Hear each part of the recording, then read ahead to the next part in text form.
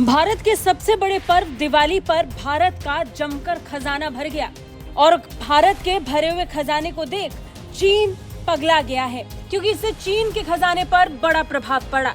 चीन के बाजार में इसे लेकर खलबली मची है। त्योहारों को लेकर जब सबसे ज्यादा फायदा चीन को मिलता है, तब चीन का बाजार ही इसके कारण सबसे ज्यादा सुस्त पड़ा है। अकेले धनतेरस के दिन 50,000 करोड़ रुपए के माल की बिक्री का अनुमान लगाया गया। वही खास बात यह है कि धनतेरस पर भारत में तैयार माल बेचने के चलते इस बार चीन को करीब 1 लाख करोड़ रुपए की चपत लगी है।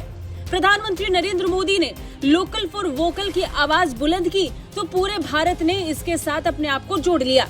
देश में व्यापारियों के सबसे बड़े संगठन confederation of all India traders के राष्ट्रीय अध्यक्ष वीसी भाटिया और राष्ट्रीय महामंत्री प्रवीण खंडेलवाल ने बताया कि दिवाली की शुरुआत यानी धनतेरस के मौके पर देश भर में लगभग 50,000 करोड़ रुपए के रिटेल व्यापार का अनुमान।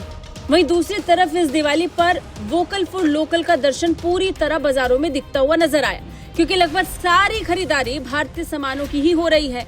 एक अनुमान के अनुसार दिवाली से जुड़े चीनी सामानों की बिक्री अब न होने से चीन को लगभग 1 लाख करोड़ रुपए का घाटा हुआ है। प्रधानमंत्री मोदी द्वारा इस दिवाली वोकल फॉर लोकल के आह्वान के बाद से ये असर दिखा है। इस सप्ताह की शुरुआत में पीएम मोदी ने लोगों से स्थानीय स्तर पर बने उत्पादों को खरीदने और फिर नमो ऐप पर उत्पाद या फिर निर्माता के साथ एक सेल्फी पोस्ट करने का आग्रह किया था। ट्विटर पर मोदी ने लिखा था कि इस दिवाली आइए हम नमो ऐप पर वोकल फॉर लोकल थ्रेड्स के साथ भारत की उद्यमशीलता और रचनात्मक भावना का जश्न मनाएं। पीएम मोदी ने कहा कि स्थानीय स्तर पर बने उत्पाद खरीदें और फिर नमो ऐप पर उत्पाद या निर्माता के साथ सेल्फी पोस्ट करें।